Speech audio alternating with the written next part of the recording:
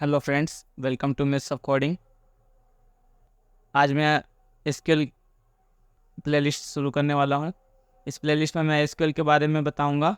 Skill में different different operation के बारे में बताऊँगा।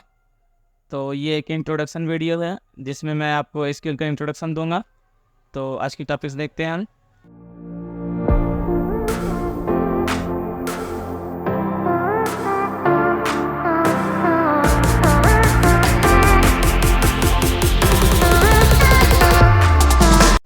तो आज हम जानेंगे कि एसक्यूएल क्या होता है, हम लोग एसक्यूएल का यूज़ क्यों करते हैं, फिर आरडीबीएमएस क्या होता है और different types of relational database के बारे में हम लोग समझेंगे आज की वीडियो में। तो बेसिकली आज मैं आपको कुछ प्रैक्टिकल करके नहीं दिखाऊंगा, बस मैं आपको बताऊंगा कि कैसे हम लोग एसक्यूएल को यूज़ कर सकते हैं, एसक्यूएल होता क्या है। तो एसक्यूएल का जो फुल फॉर्म होता है वो है स्ट्रक्चर क्यूरी लैंग्वेज। तो ये क्या है, एक स्टैंडर्ड लैंग्वेज है जिसके द्वारा हम लोग क्या कर सकते हैं, किसी डेटा को डेटाबेस में स्टोर कर सकते हैं, वहाँ से मैनिपुलेट कर सकते हैं और उसको रिट्रीव कर सकते हैं। ज़्यादातर रिलेशनल डेटाबेस में करंट ऑपरेशन है, जैसे क्रिएट, रीड, अपडेट और डिलीट, ये परफॉर्म होता ही है। इसके अलावा डिफरेंट टाइप्स ऑफ एसक्यूएल है हम लोग के पास, जिसमें अलग अलग तरह के कीवर्ड्स होते हैं जो कि अलग अलग डेटाबेस पे अलग अलग तरह के स्किल पे क्या करते हैं, डिपेंड करते हैं। तो मैंने आपको बता दिया कि कैसे स्किल होता क्या है। तो स्किल एक स्टैंडर्ड लैंग्वेज है जिसके द्वारा हम लोग क्या कर सकते हैं, डेटाबेस को मैनिपुलेट कर सकते हैं या फिर उसको एक्सेस कर सकते हैं, उसके डेटा को। अब हम लोग स्किल के यूज़ क्यों करते हैं, तो हम लोग क्यूरी के द्वारा किसी डेटाबेस में कोई डेटाबेस बना सकते हैं, उसमें डेटा को इंसर्ट करा सकते हैं, अपडेट करा सकते हैं, डिलीट करा सकते हैं उस रिकॉर्ड को, और उसको एक्सेस कर सकते हैं जैसे हम चाहें, उस डेटा को मैनिपुलेट कर सकते हैं जैसे हम चाहें। तो बहुत सारे यूज है एसक्यूएल का। जैसे जैसे हम आगे बढ़ेंगे इस प्लेलिस्ट में तो आप उसको समझते जाएंगे क्यों हम लोग यूज़ करते हैं।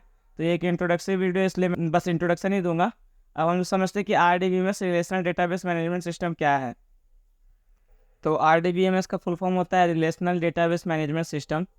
तो आरडीबीएमएस में हम लोग क्या करते हैं कि डेटाबेस में हम लोग टेबल्स की मदद से डेटा को स्टोर कराते हैं और उसको टेबल की मदद से ही हम लोग एक्सेस करते हैं।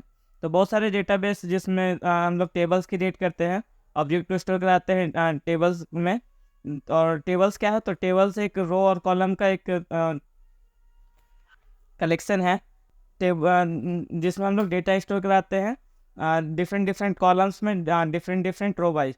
तो जो डिफरेंट कॉलम्स होते हैं उसको फील्ड्स बोलते हैं, या फिर हम लोग कॉलम्स का वर्ड्स का भी यूज कर सकते हैं। तो अब हम लोग जानते हैं कि different types of relational database कौन कौन से हैं। तो मार्केट में बहुत सारे डेटाबेस हैं।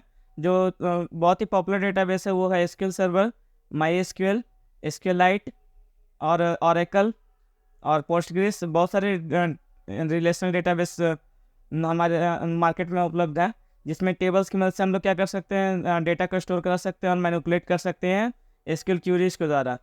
तो नेक्स्ट वीडियो में मैं आपको बताऊंगा कि कैसे हम लोग माई एसक्यूएल को इंस्टॉल कर सकते हैं। तो जो भी हम लोग ऑपरेशंस करेंगे एसक्यूएल में, वो सारे हम लोग करेंगे माई एसक्यूएल में।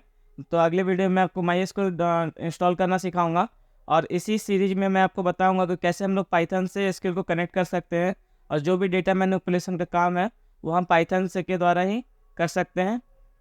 तो नेक्स्ट वीडियो में आपको मैं सारी जानकारी दूंगा कि कैसे कैसे हम लोग इंस्टॉल कर सकते हैं, कैसे हम लोग यूज कर सकते हैं, कैसे क्रिएट कर सकते हैं डेटाबेस। तो आज के लिए बस इतना ही। Thank you.